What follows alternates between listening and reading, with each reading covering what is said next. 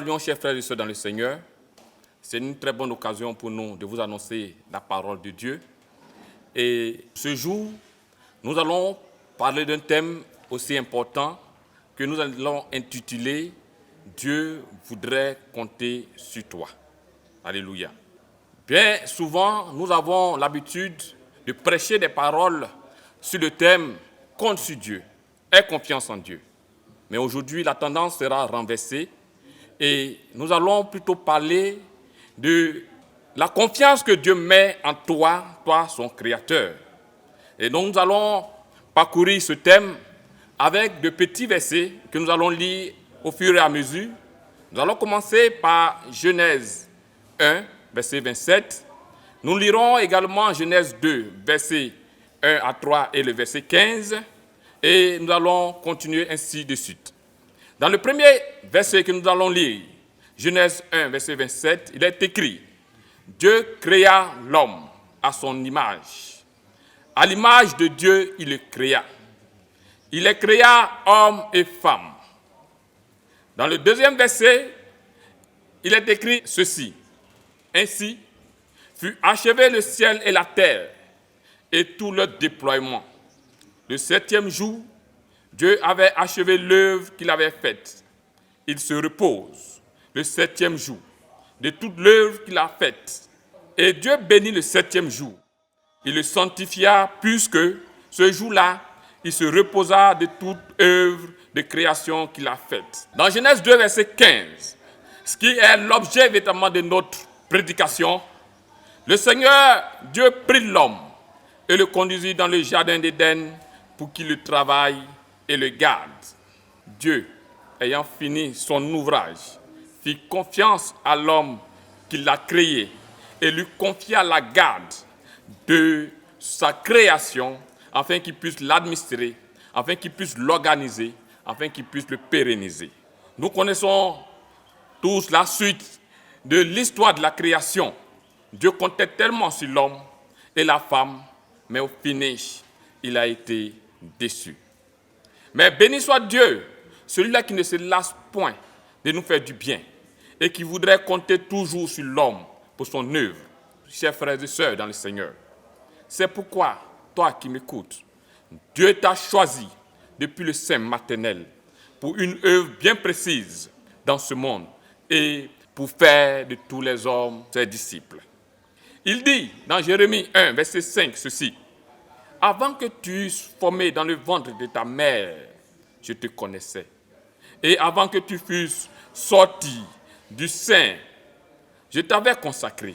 Je t'avais établi prophète des nations. » Face à tout ce que le monde vit et ce que le monde renferme, qu'on pourra citer pêle-mêle, les fléaux, les guerres, les pandémies, les divorces, la méchanceté, la cruauté, la dépravation des mœurs, l'œuvre de Dieu sur cette terre a vraiment besoin de recruter des personnes aimant Dieu et marchant selon la volonté et étant des canaux efficaces que Dieu pourrait utiliser pour des missions diverses. Dieu a besoin d'ouvriers. Encore plus de personnes qui se mettent à la brèche pour les autres, pour les nations, et qui accomplissent la volonté et sur les plans de ce monde, afin de soutenir les démunis, les opprimés, les veuves et les malades. Le Seigneur voudrait compter sur toi, car nous sommes des pions pour son œuvre ici-bas. Comme tu peux le voir, le verbe est au conditionnel présent, juste pour dire que ce Dieu que tu adores, ce Dieu que tu sais, il n'est pas celui qui impose, mais il est celui qui t'amène à faire un choix. N'est-il pas celui-là qui a pu dire dans Deutéronome 30, verset 19 à 20, qu'il met devant toi la vie et la mort. Il nous montre le chemin à suivre, ce qui nous est utilitaire, ce qui nous est utile, en disant « choisis la vie et tu vivras ». Donc, en disant « Dieu voudrait compter sur toi », juste pour dire que Dieu veut véritablement compter sur toi, si véritablement tu acceptes qu'il puisse t'utiliser pour son œuvre. Comme on le dit dans Matthieu 9, verset 37, la moisson est grande, mais il y a peu d'ouvriers. C'est pourquoi il a besoin de compter sur toi. Mais c'est dommage qu'aujourd'hui, toi qui connais Jésus-Christ, Tu mènes une vie qui est stérile. Aucune âme n'est gagnée. Aucune action concrète n'est posée en faveur de l'œuvre de Dieu.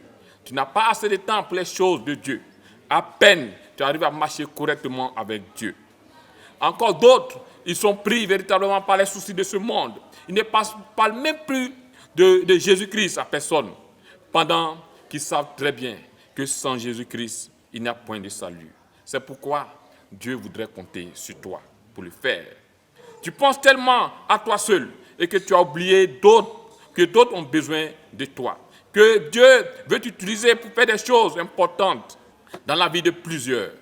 Les soucis, les frustrations, les choses que tu considères font que même véritablement ton cœur est endurci, de sorte que tu préfères te mettre à l'écart. Tu préfères même changer d'église. Tu préfères changer de communauté et aller ailleurs. Pourtant, Dieu a mis en toi un don, un talent qui pourra faire que l'église puisse avancer. Il t'a équipé de manière exceptionnelle, en fait que tu puisses être un canal pour aider les autres, pour aider l'église à faire sa volonté, à être disposé, à être disponible. Oui, Dieu voudrait compter sur toi. Même dans le cadre de l'entrepreneuriat, Dieu veut se servir de plusieurs comme toi, particulièrement. Mais tu t'es laissé dégourdir et tu n'es pas assez dégourdi plutôt. Et tu manques d'audace pour aller te laisser réaliser ce que Dieu a prévu pour toi. Tu préfères rester stable. Alors que comme dans Exode 31, Dieu, comme Dieu l'a fait pour Bezalel, il l'a fait aussi pour toi. Il a mis en toi un esprit d'entrepreneuriat, un esprit de création, pour que tu puisses, par cet esprit d'intelligence, créer des emplois, afin d'embaucher des frères, afin de réduire le chômage. Et Dieu voudrait compter sur toi pour le faire. Ainsi donc, frère, arrête de sommeiller et arrête d'être négligent. Arrête de passer ton temps à te faire peur ou à faire peur les autres sur la situation de ton pays. Oui, nous sommes en année électorale et au lieu de prier, tu ne fais que véritablement appeler les autres à la rébellion, ou tu ne fais qu'appeler les autres au découragement. Sache que nous sommes en guerre et notre ennemi gagne du terrain, comme il a fait pour démobiliser Adam et Ève dans le jardin que Dieu leur a donné. Le désespoir est là. La peur est là. Ce sont ces éléments contre lesquels nous devons prier, afin que véritablement Dieu nous donne la victoire. Et Dieu veut compter sur toi pour le faire. Dieu veut compter sur toi pour que les élections en Côte d'Ivoire se passent très bien. Pour que la COVID-19 puisse véritablement s'arrêter totalement. Dieu voudrait compter sur toi. Je veux même parler de ta famille. Dieu t'a fait tellement de grâce que tu es un père ou une mère de famille. Aujourd'hui, on ne sait même plus qui est le gardien du jardin. Il n'y a plus de papa, il n'y a plus de maman. Il n'y a plus véritablement d'éducation familiale. On laisse les enfants que Dieu nous a donnés en héritage dans la rue. Et nous participons à la prolifération des enfants conflits avec la loi. La prolifération des microbes. Dieu voudrait compter sur toi. Pour qu'à partir de ta famille, à partir de tes enfants bien éduqués, dans le Seigneur, le monde soit gagné à Christ. Il y a aussi un élément important, de sorte que nous vivons véritablement dans le dualisme comportemental. Tantôt, tu es chrétien quand ça t'arrange. De l'autre côté, tu es comme vraiment le chat dans l'obscurité. Tu prends la couleur du moment. Et ça, ce n'est pas bon. Pourtant, dans la Bible, Job, Moïse ont fait véritablement la fierté de Dieu. Et Dieu pouvait même véritablement dire à Satan, Job peut véritablement être tenté, mais il ne va jamais succomber. Est-ce que Dieu peut faire cela pour toi? Est-ce que Dieu véritablement peut lever le doigt pour te dire, je te fais confiance? Et oui, il le veut le faire pour toi. Il compte véritablement sur toi pour que tu sois intègre, pour que tu ne puisses pas véritablement changer d'attitude en fonction des situations. Frères et sœurs dans le Seigneur, toi qui m'écoutes, cette occasion est bonne pour que tu puisses véritablement revoir ta situation, revoir ta position, revoir véritablement ton engagement avec Dieu. Dieu t'a choisi pour une œuvre bien précise et il compte sur toi. Il compte véritablement sur toi pour évangéliser. Il compte sur toi pour prier pour les nations. Il compte sur toi pour véritablement aider les démunis. Il compte sur toi pour soutenir les veuves et les orphelins. Est-ce que Dieu peut compter sur toi? Oui, dis avec moi si véritablement tu acceptes qu'il compte sur toi. Tu peux lui dire, oui Seigneur, tu peux compter sur moi. Dis-le lui et attelle-toi à être disposé à faire sa volonté. Et en le faisant, frères et sœurs dans le Seigneur, Dieu ne sera pas déçu de toi. Mais au contraire, tu seras celui-là qui dira, comme dans Luc 14, verset 10, monte encore plus haut.